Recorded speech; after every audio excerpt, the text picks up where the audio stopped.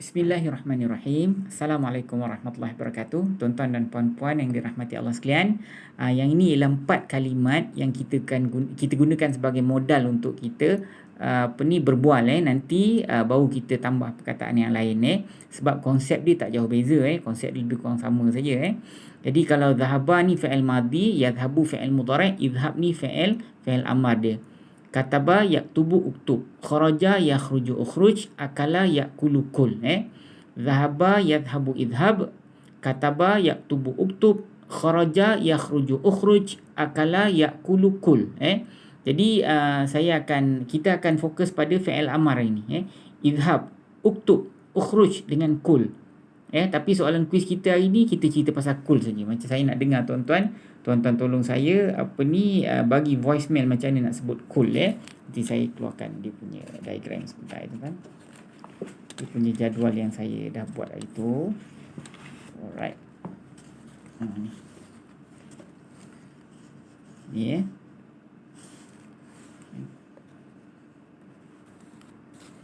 fi'il amar tuan fi'il amar.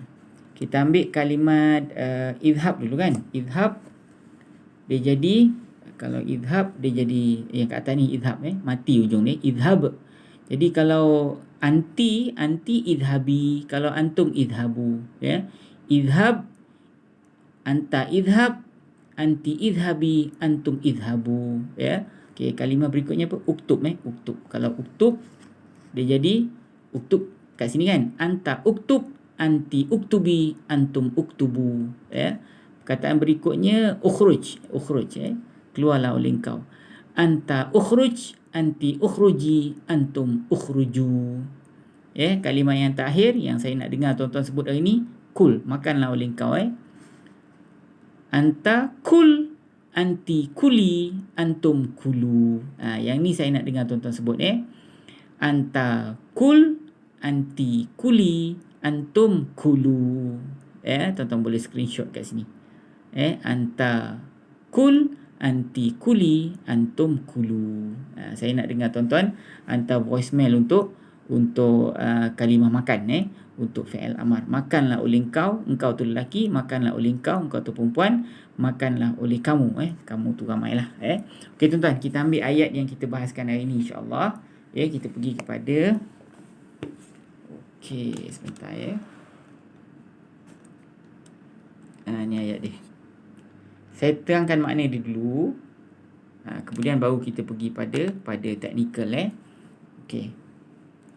Wal yakhshal ladzina law taraku min khalfihim dhurriyatan dhi'afan.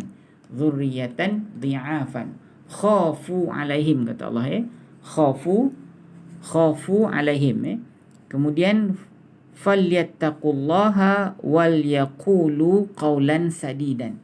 Baik tuan-tuan dan puan-puan yang dirahmati Allah sekalian, ayat ni Allah Taala jelaskan pada kita, tapi dalam konteks apa tidak pula dijelaskan dan tak ada, saya tak jumpa riwayat berkenaan dengan ayat ni dalam konteks apa cerita di sebalik turunnya ayat ni tidak diceritakan. Jadi para ulama dia berselisih pandangan tentang perkara ni So kita ambil yang muktabar lah, yang kebanyakannya para ulama berpandangan ini ayat ni sesuai untuk orang yang nak meninggal. Orang yang nak meninggal, kemudian siapa-siapa yang berada di tempat orang yang nak meninggal tu, kemudian orang ni dia cuba pengaruhi orang yang nak meninggal tu supaya jangan ditinggalkan harta pusaka pada anak-anak. Tinggalkanlah harta pusaka tersebut pada orang yang selain daripada anak dia. Itu pandangan yang pertama lah. Adalah pandangan yang kedua, yang ketiga dan sebagainya. So Allah kata jangan buat macam tu. Jangan buat macam tu. Anak-anak yatim, anak-anak yang ditinggalkan tu anak-anak yang lemah. Anak-anak yang lemah. Jadi bila anak-anak yang lemah, jadi kadang-kadang dia ambil kesempatan oleh orang lain dan sebagainya tuan-tuan So saya cadang tuan-tuan kalau nak tahu dengan lebih terperinci berkenaan dengan ayat ni, sebaiknya tuan-tuan tengok penafsiran lah Tuan-tuan boleh Google sebenarnya penafsiran tentang ayat ni Tengok tafsir surah An-Nisa ayat 9. Nanti tuan-tuan boleh nampak dia punya makna sebenar ayat ni. So kita faham makna dia, tapi apa di sebalik ayat ni tuan-tuan kena check dia punya tafsiran, dan kita sebaiknya kita tengoklah pandangan para ulama. So kita nak pandai-pandai sendiri tu, kalau dalam ayat yang tak ada background macam ni, saya tak advise sangatlah. So lebih baik kita dengar daripada orang yang betul-betul pakar. Wal yakhshal ladzina law taraku min khalfihim dzurriyyatan dhi'afan. Kita tengok dia punya technical. Wa dan kalau kita tengok wa tu dan, kita nak tahu dia ni merupakan dia merupakan haraf ataf ataupun haraf permulaan cerita. Nanti saya cek sekejap tuan. Okey, wa di sini ialah waw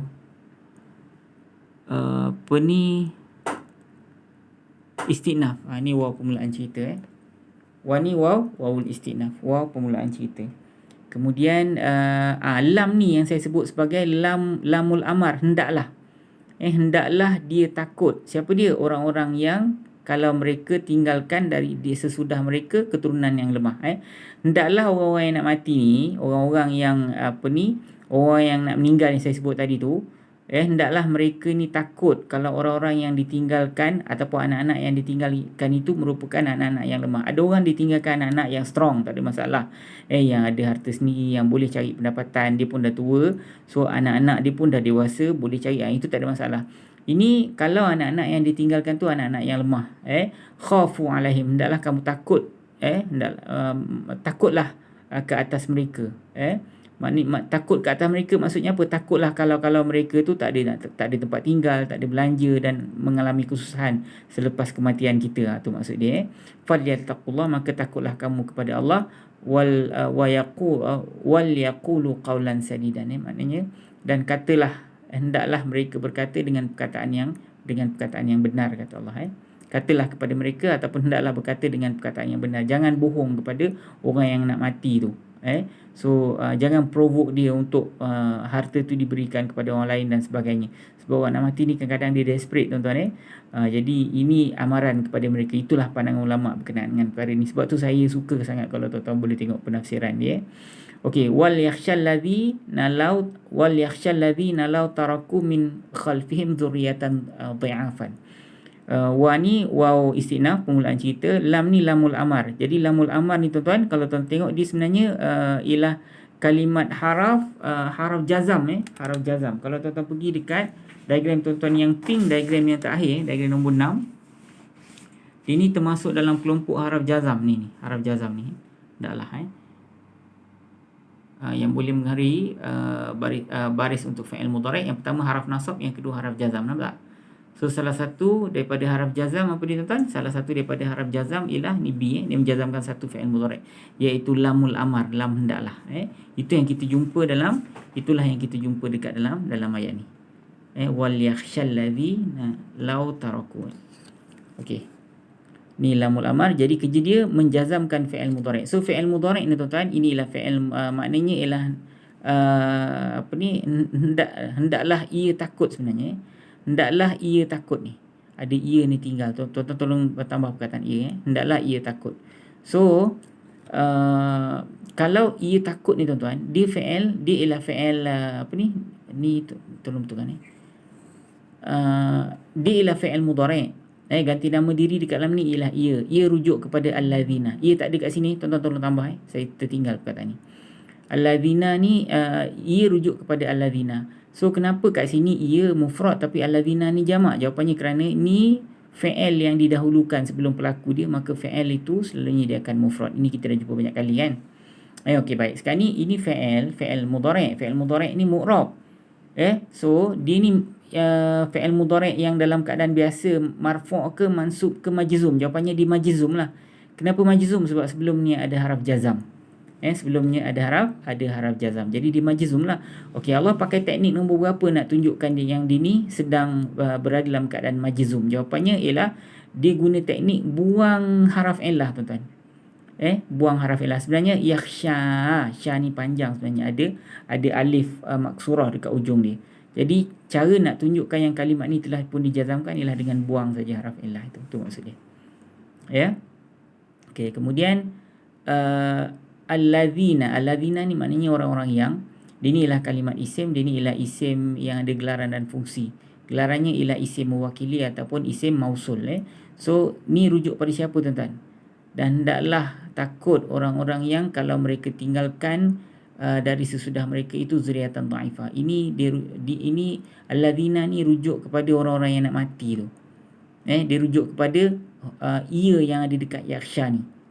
Tapi kenapa ni jamak ni mufrad? Saya dah bagi tahu tadi. Inilah fi'il yang didahulukan sebelum pelaku, maka dia mufrad lah biasanya gitu. So kalau dalam pelajaran peringkat ketiga tuan-tuan, inilah kalimat yang mabni. Sebab apa? Sebab dia merupakan isim yang ada gelaran dan fungsi. Lau maknanya sekiranya, yang ini ialah kalimat haraf. Yang ni kita panggil dia sebagai, selalunya lau ni haraf syarat tuan-tuan. Kalau tak ada syarat, lau ni kita consider dia sebagai haraf penyambung cerita lah. Zuriatan. Inilah haraf syarat tuan-tuan ni. Haraf syarat. Kalau haraf syarat Kalau haraf syarat dia mesti kena ada jawab. Cuba tuan-tuan cari mana jawab dia.